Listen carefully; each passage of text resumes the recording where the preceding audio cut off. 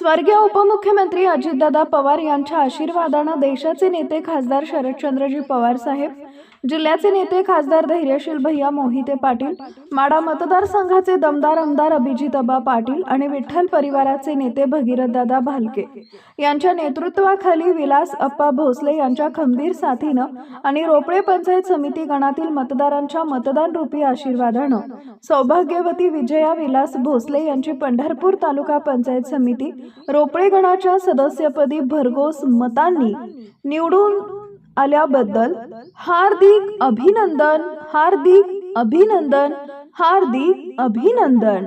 तसेच रोपळे गणातील सर्व मतदारांचे मनपूर्वक आभार आभार आभार। शुभेच्छुक आमदार अभिजितअबा पाटील, स्नेह परिवार, रोपळे बुद्रुक।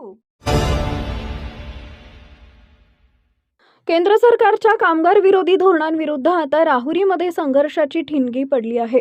महाराष्ट्र राज्य सर्व श्रमिक महासंघाच्या वतीने आज राहुरीमध्ये केंद्र सरकारच्या धोरणांचा निषेध करत जोरदार निदर्शने करण्यात आली। कॉम्रेड बाळासाहेब सुरुडे आणि कॉम्रेड शरद संसारे यांच्या नेतृत्वाखाली काढण्यात आलेल्या या मोर्चात कामगार, अंगणवाडी सेविका, मदतनीस आणि शेतकरी मोठ्या संख्येने सहभागी झाले होते। निवासी नायब तहसीलदार संध्या दळवी यांना यावेळी निवेदन देण्यात आले।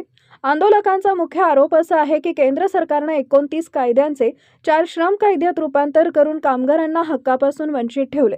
8 तासांऐवजी 12 तास कामाची वेळ आणि कंत्राटी पद्धतींमुळे पेन्शन, ग्रॅज्युइटी यांसारख्या सवलती आता दुरापास्त झाल्यात।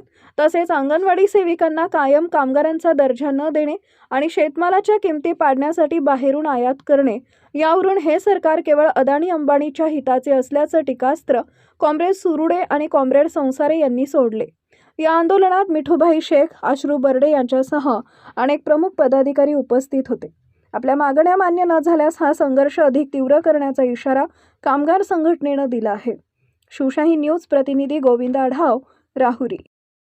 ताज्या घडामोडी जाणून घेण्यासाठी शिवशाही न्यूज यूट्यूब चॅनलला सबस्क्राइब करा। आपण हा व्हिडिओ फेसबुकवर पाहत असाल तर फेसबुक पेज फॉलो करा आणि शिवशाही न्यूज.com या आपल्या वेबसाईटलाही भेट द्या।